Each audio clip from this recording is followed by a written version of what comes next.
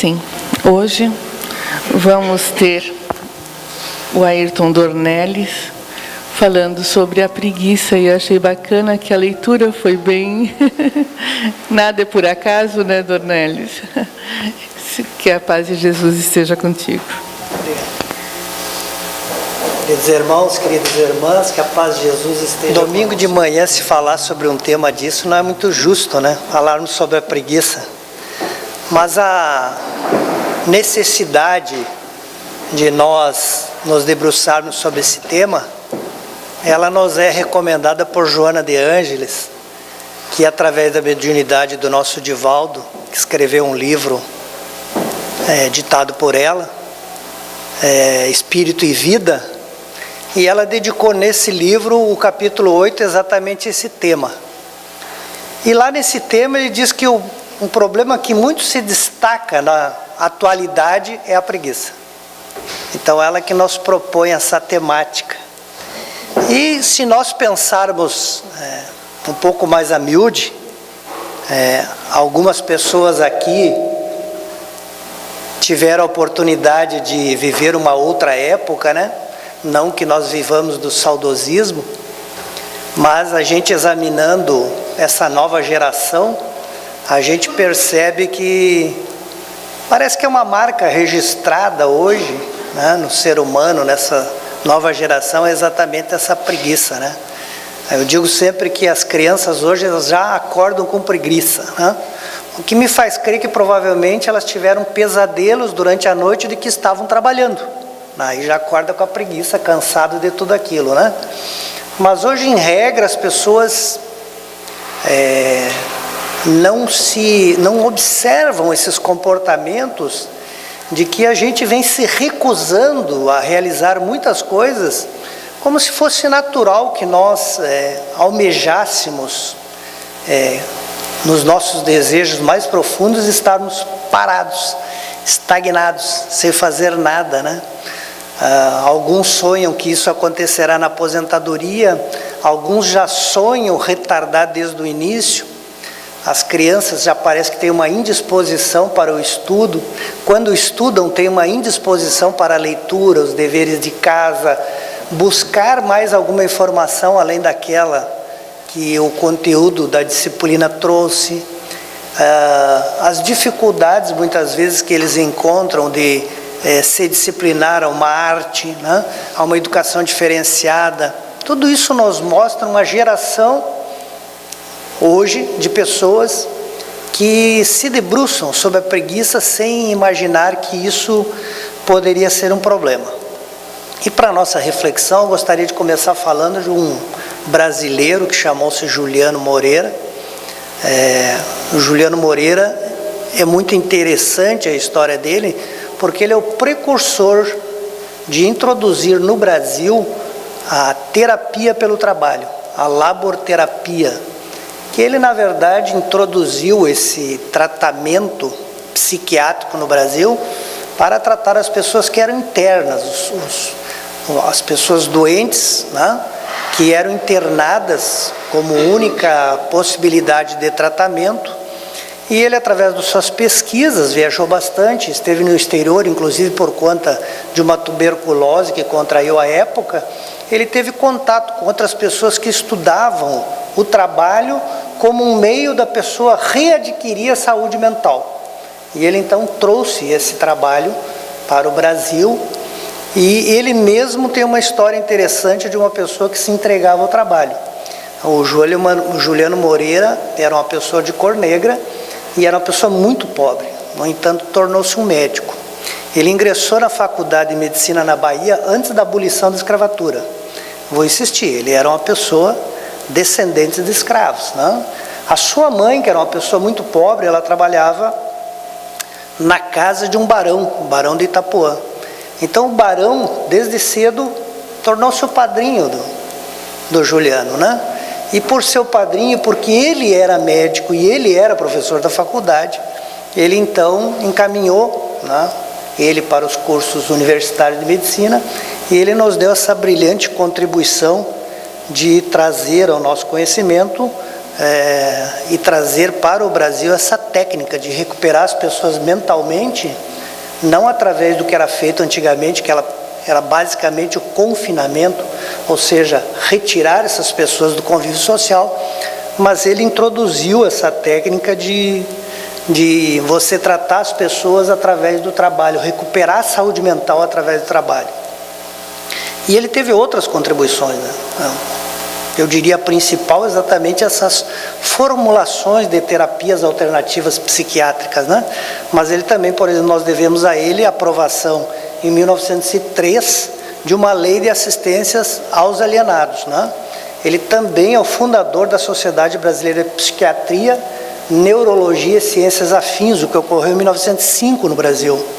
E no campo da antropologia ele dá uma contribuição maior ainda, porque no início, no Brasil, a essa época, se imaginava que a doença mental ela era derivada da miscigenação, ou seja, era do casamento de pessoas de raça diferente que vinha o desequilíbrio mental da pessoa.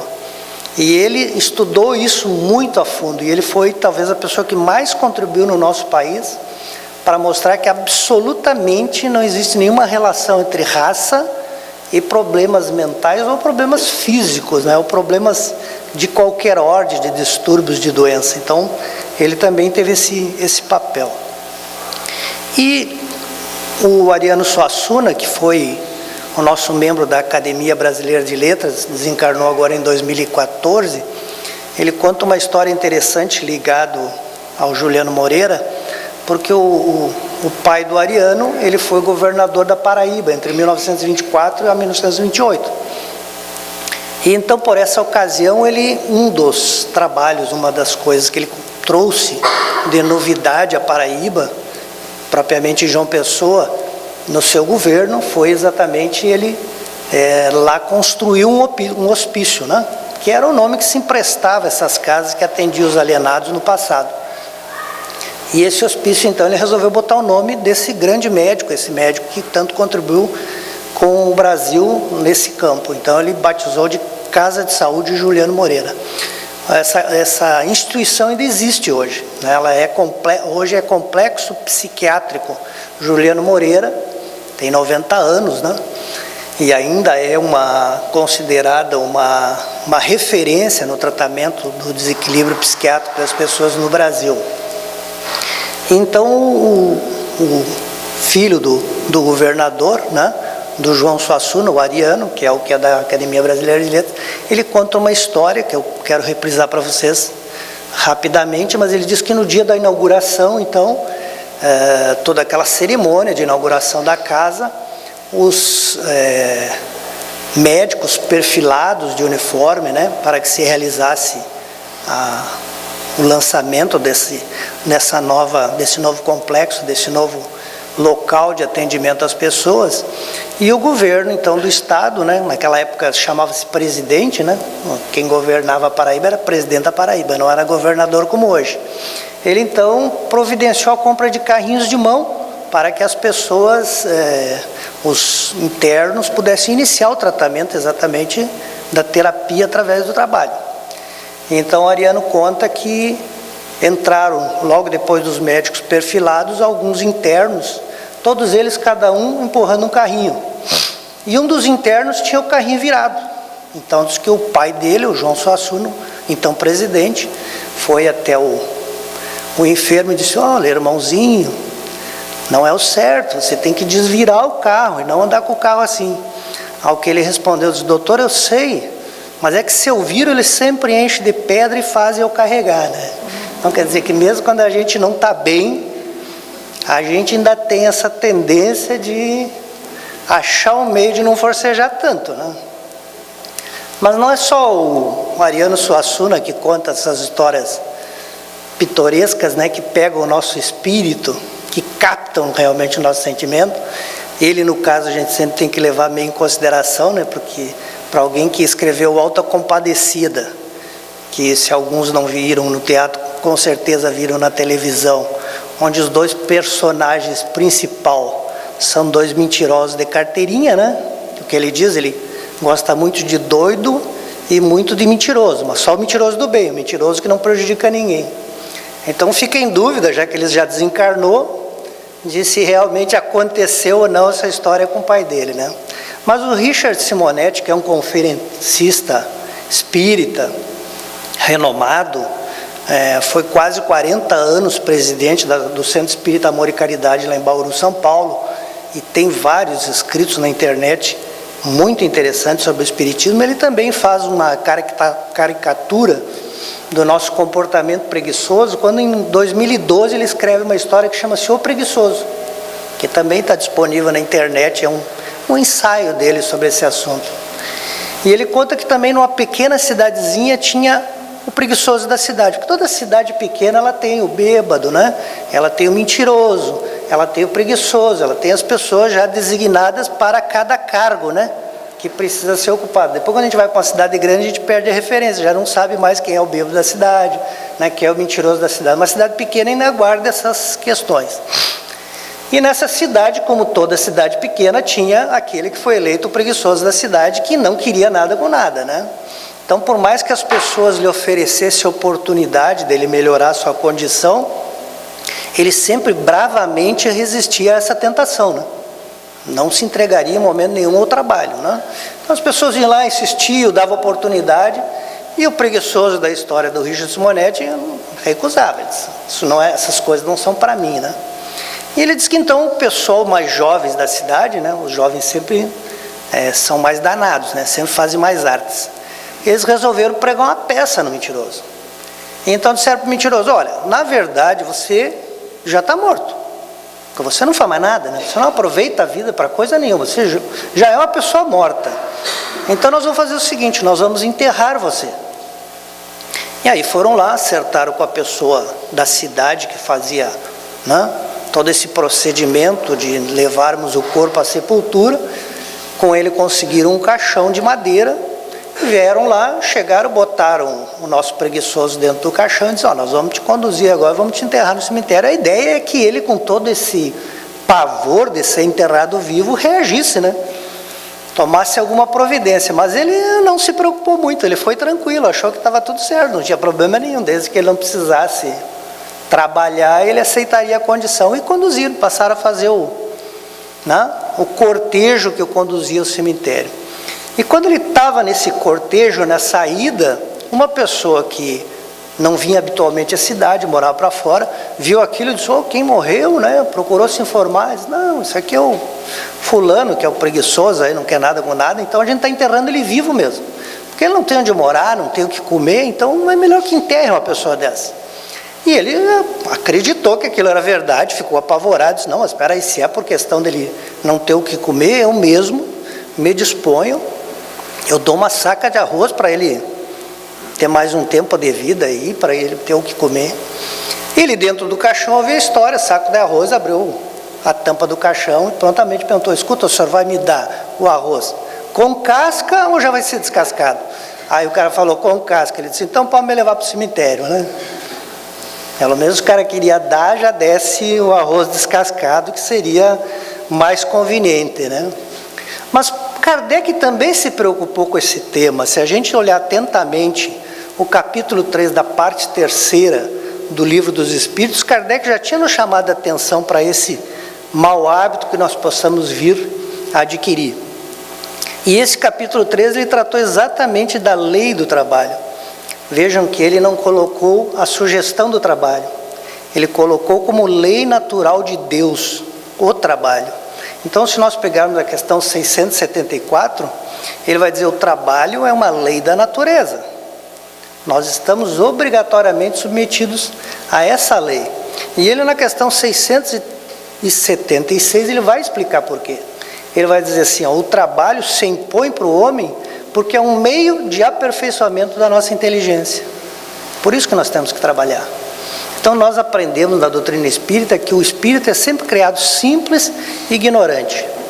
Ou seja, nós somos criados de uma maneira que nós não temos uma complexidade no sentido da nossa mente que seja grande, pelo contrário, ela não é complexa, ela é uma coisa simples para funcionar basicamente no início para a nossa sobrevivência, não dispõe de grandes conhecimentos, não dispõe de grandes capacidades, e nós também não temos conhecimento de nada. Essa é a situação que nós somos criados. E eu sempre gosto de dizer que, embora a gente imagine que Deus vai nos condenar ao sofrimento, que Deus vai nos condenar às expiações, que Deus não condena nós a nenhuma outra coisa que não seja a uma única coisa. Deus só nos condenou à felicidade. A única coisa que Deus nos impõe, que nós não podemos fugir, é que todos nós um dia teremos que ser felizes. O resto está na lei da natureza para que esta imposição se cumpra, para que nós, no final, nós encontremos a verdadeira felicidade. E o trabalho, então, ele se impõe por isso. Imagina se como é que nós vamos chegar à felicidade se a gente sempre ignorar tudo? É impossível. Para que a gente encontre essa felicidade, a gente precisa ter uma inteligência um pouco mais desenvolvida. Uma inteligência que seja capaz de nos assinalar o que é melhor para nós, qual o caminho melhor a seguir, como resolver as situações que se apresentam à nossa vida. Então, é necessário que nós saímos da ignorância, do não saber nada, para o saber alguma coisa. E esse saber lá no limite, ele não é o saber de saber muitas coisas. Ele é o saber do sábio, que sabe o que fazer com as muitas coisas que ele sabe. Tem muita gente que sabe muita coisa e não sabe o que fazer com isso. Então não é isso que Deus tem como destino para nós. Deus tem como nosso destino a sabedoria.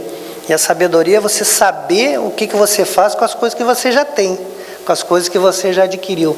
E para que nós cheguemos a esse ponto, nós precisamos da coisa que é necessária em todos os pontos, que é o exercício. Se nós queremos perdoar, nós temos que fazer o exercício de perdoar. Se nós queremos ter um corpo bonito, nós precisamos fazer o exercício físico. Se nós queremos ter o exercício de nos tornarmos menos ignorantes, nós precisamos exercitar a nossa inteligência. Então a lei do trabalho, ela simplesmente existe para que a gente possa caminhar para essa sabedoria.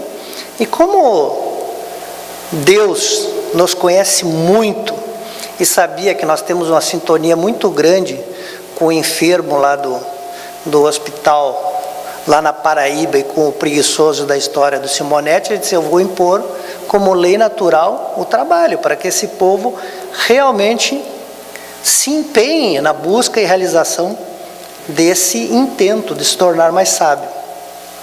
E a pergunta 679 fala para aqueles que já têm condições financeiras de se manter e não precisam mais trabalhar, ou pelo menos não precisam mais do trabalho material. É a pergunta que é direcionada por Kardec. Mas se a pessoa não precisa mais trabalhar, se ela já tem condição financeira de não trabalhar mais, ainda para ele, a lei do trabalho é uma exigência ou ele está isento? Então os espíritos respondem aquilo que realmente mais nos é importante entender. Do trabalho material, talvez as pessoas até possam ser dispensadas, mas não são dispensadas de serem úteis. Se nós analisarmos para que nós estejamos aqui nesse momento, para que nós tenhamos a vida que temos, foi necessário que muita gente trabalhasse. Vamos começar pelos nossos pais, né? Quanto trabalho nós demos para o pai? Todos nós demos. Vocês não querem admitir, mas todo mundo usava fralda, fazia xixi na cama, né? Acordava a mãe de madrugada. A gente deu muito trabalho, né? Deu trabalho para os pais e para as mães da alimentação em dia. Quantos animais foram mortos para que nós estivéssemos aqui para nos alimentar? Né? Quantas vegetais foram sacrificados para que nós estivéssemos aqui? Tudo isso que estava ao nosso redor nos foi útil. Será que nós temos o direito de ser inúteis? Será que nós gozamos dessa graça? Claro que não. Se é da natureza a utilidade, se Jesus condenou a figueira que não dava frutos, por que nós teríamos direito de gozar dessa condição que a ninguém ou a nenhuma coisa é dada na natureza o direito de ser, que é o direito da inutilidade? Então eu não tenho mais necessidade de buscar um sustento material. Eu já disponho de recursos para viver bem. Muito que ótimo. E qual será agora a utilidade que eu passo a ter perante as pessoas que realmente eu posso de alguma forma servir? Vejam, sempre nós temos que ter em mente que Kardec teve a presença de espírito de perguntar na questão 127, depois na 163 do Livro dos Espíritos, qual a utilidade da encarnação e depois qual a utilidade da reencarnação. E a resposta é muito similar no momento em que nós resumimos ela dizendo: o nosso objetivo de reencarnar é o aperfeiçoamento. Ou seja, nós temos que entrar numa situação, nós temos que reencarnar numa determinada situação e desencarnar um pouco melhor do que quando encarnamos. E vejam que boa parte das nossas conquistas ainda precisam ser feitas no campo material, porque o campo material nos grava melhor na memória. Não é porque o plano espiritual não nos sirva para a evolução, é que nós, quando experimentamos na carne, aquilo fica mais marcado dentro de nós, na nossa mente, sede de todo o conhecimento que o espírito dispõe. E aí a gente sabe que a gente fica muitos anos se preparando para encarnar. É como, já que nós falamos de teatro, né? É como o artista que se prepara semana após semana para trazer o espetáculo, para realizar o espetáculo para a plateia. E nós é mais ou menos assim no mundo espiritual. A gente fica lá se preparando e prometendo e fazendo planos, e vai ser assim, eu vou fazer, eu vou realizar. E aí abre-se a cortina da vida, né? Nós começamos a nossa estreia aqui nesse palco. E daí a gente dorme, não apresenta o espetáculo, não faz aquilo que tinha planejado. Não é possível que nós tenhamos, diante do conhecimento que a gente tem hoje em relação à encarnação, nós temos esse procedimento. Nós temos que entrar no palco com todo o gás, né? Com toda a vontade, e aproveitar, porque a gente sabe que depois que passar aqueles breves anos de realizações, e vejam que no início da vida a gente não realiza muito, né? Porque é criança, e no final da vida a gente também não vai realizar muito, a gente vai dar muito trabalho, né? A gente chega a uma fase da vida que a saúde também se esgota e a gente dá muito trabalho. Então a gente tem que aproveitar esse momento em que a gente está em condições de fazer e fazer. Porque depois a gente vai ter um período em que a gente vai ter que novamente ficar nos bastidores, no planejamento, no ensaio, nas promessas. Então, que bom se a gente conseguisse realmente se preocupar mais com isso. Mas Jesus também tratou do tema das nossas dificuldades. E eu citaria aqui 2 momentos em que ele fala dessa nossa indisposição para o trabalho, né? Então, lá em Mateus, no capítulo 21, versículo 28 a 31, ele conta uma história, onde ele diz que um homem, né, tinha 2 filhos, e sempre quando ele dá essa ideia de pai e filho, ele muitas vezes quer nos colocar na situação de filho do nosso Pai Celestial, né? Então ele diz assim que um pai tinha 2 filhos, ele se dirigiu ao primeiro dos filhos e disse assim: meu filho, eu tenho a vinha lá, né? A vinha era um trabalho comum à época de Jesus, né? Que era cuidar exatamente das uvas, do vinhedo. Você vai hoje trabalhar comigo? Ele pergunta. Aí o primeiro responde: não, eu não quero, eu não vou trabalhar. E Jesus diz, mas em seguida ele se arrependeu e foi. E ele repetiu a mesma interrogação para o segundo filho: escuta, meu filho, hoje você vai trabalhar com seu pai na vinha? E o segundo filho disse: não, eu vou sim, pai, mas não foi. E a pergunta de Jesus que Jesus nos faz é: qual dos 2 fez a vontade do Pai? Tentamos trazer essa história para a nossa estreia, para o momento em que o nosso espetáculo está em cartaz. É disso que Jesus está falando. Nós podemos escolher 2 caminhos. Nós podemos dizer: não, eu não vou. Não? A gente pode ter recusado até agora realmente o compromisso do trabalho perante essa vida. A gente pode dizer: eu não vou. Mas se a gente se arrepender em algum momento e ir, né, nós então teremos alcançado essa graça de realmente mudar a nossa disposição íntima e fazer a nossa parte. Mas nós não faremos a vontade do Senhor se nós ficarmos lá fazendo plano antes de reencarnar, dizendo que nós vamos ir, que nós vamos fazer, que nós vamos reatar os nossos laços emocionais com as pessoas que nos cercam, que nós vamos realizar por aqueles que prejudicamos em outras vidas, e daí no dia a gente não comparece, não vem, não realiza. Aí nós não estaremos fazendo a vontade do meu Pai. É preferível então que a gente se arrependa e passe a fazer realmente aquilo que a gente se comprometeu a fazer. E tem um segundo momento, que é o momento em que antecede a prisão de Jesus para a posterior crucificação, em que tanto Mateus, quanto Marcos, quanto Lucas descrevem esse momento, esse acontecimento, que é a história em que eles nos contam que Jesus, após a ceia, né, a última ceia com os apóstolos, ele se recolhe a um jardim, o Getsemane, né, a um horto, e lá ele vai fazer as suas orações, que é a preparação para tudo aquilo que vai transcorrer depois, né? Vejam, só nisso nós já poderíamos colher uma lição, né? Jesus, com toda a sua capacidade moral, com toda a sua capacidade espiritual, antes de sofrer a provação, foi rezar, pedir para Deus, que Deus pudesse estar com ele. Nós muitas vezes esquecemos de rezar, né? A gente diz, de noite, quando eu for dormir, eu vou rezar. Mas daí bate a preguiça.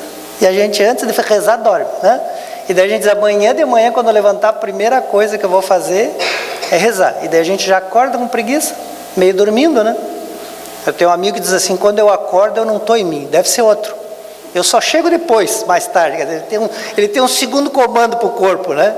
E aquele segundo comando é preguiçoso. Então ele não dá certo de manhã cedo, né? Então a gente, né, usa os artifícios. Então, mas Jesus nos ensina que ele, antes de passar pela provação dele, ele foi rezar.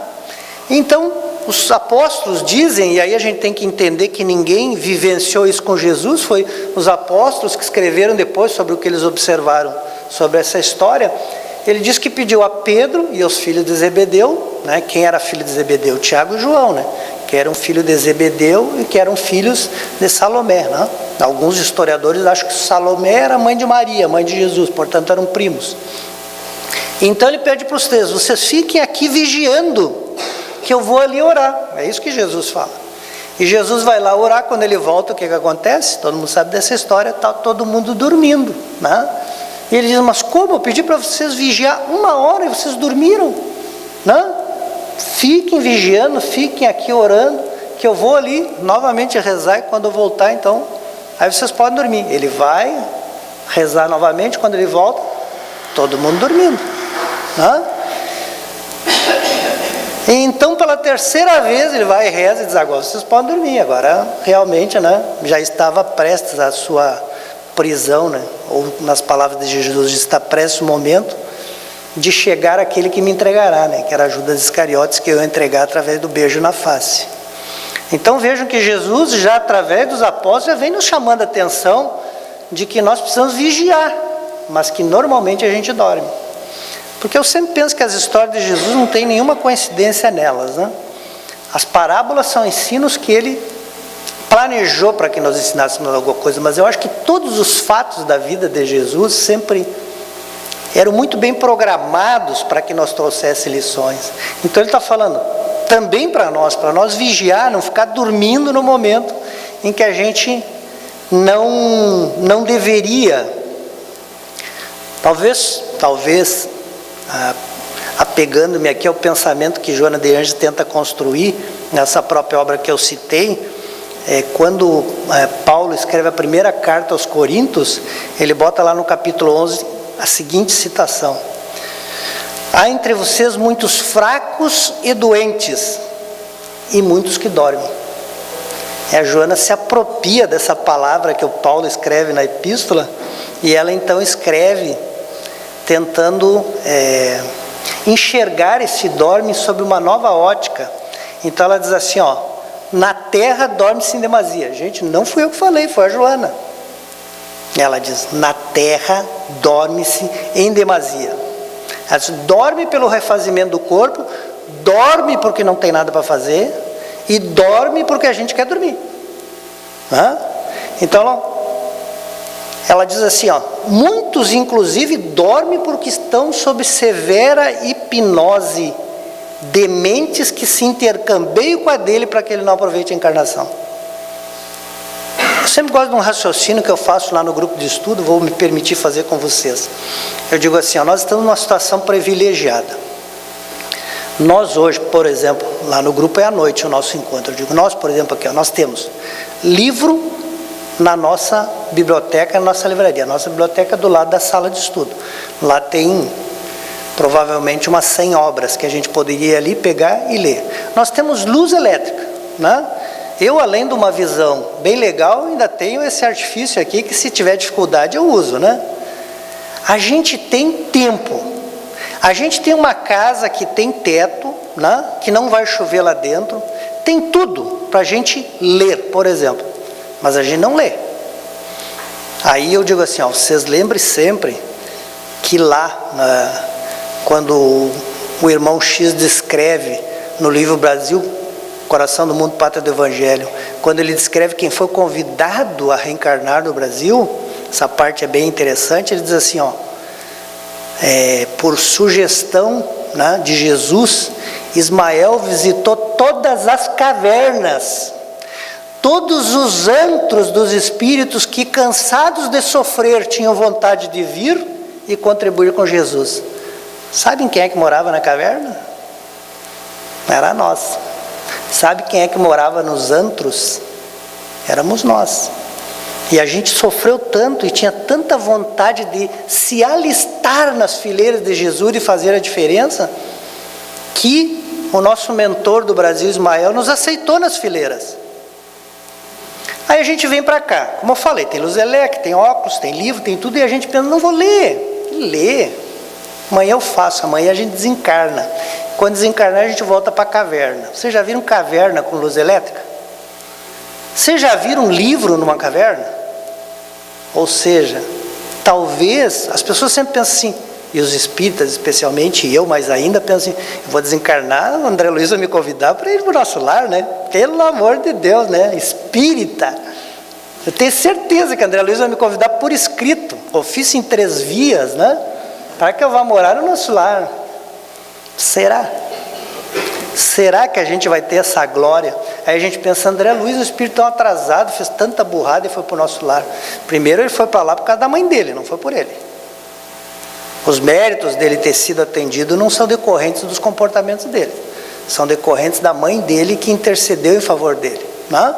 Segundo, o espírito é atrasado para escrever o que ele escreve?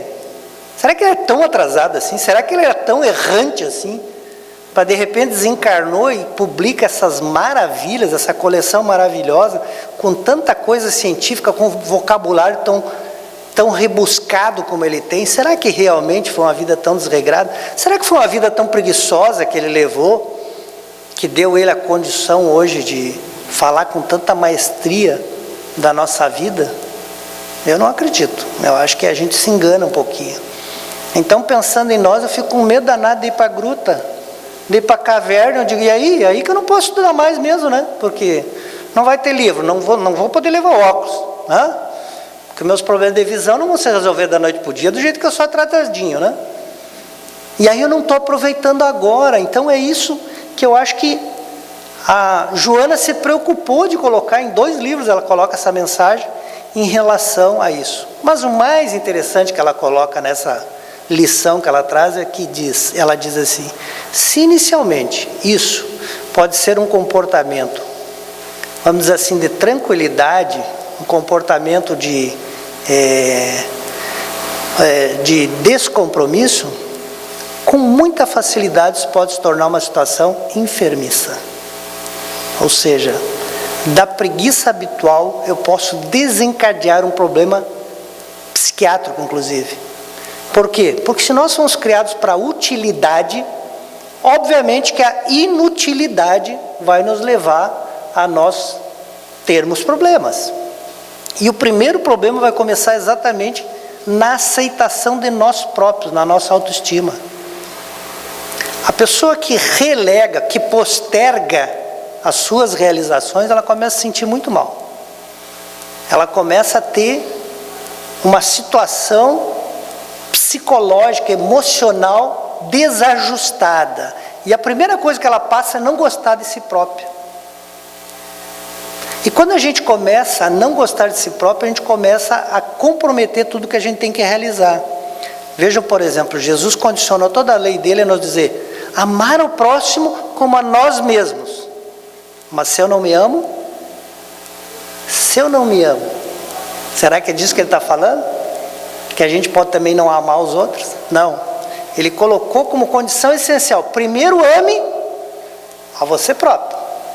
E depois faça a mesma coisa pelas pessoas que cercam você. E gente, se amar não é comprar uma blusinha nova, nem trocar de carro. Se amar é fazer o que é bom pra gente.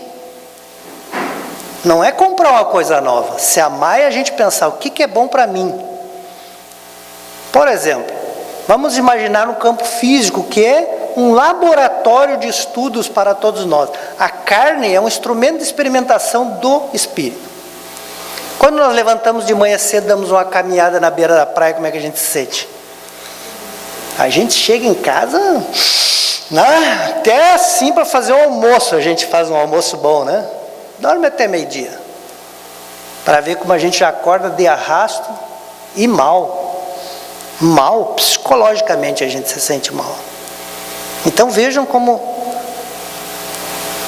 Joana tem total razão quando nos alerta que o problema que parece inicialmente inocente pode descambar para um problema psicológico, emocional e até psiquiátrico.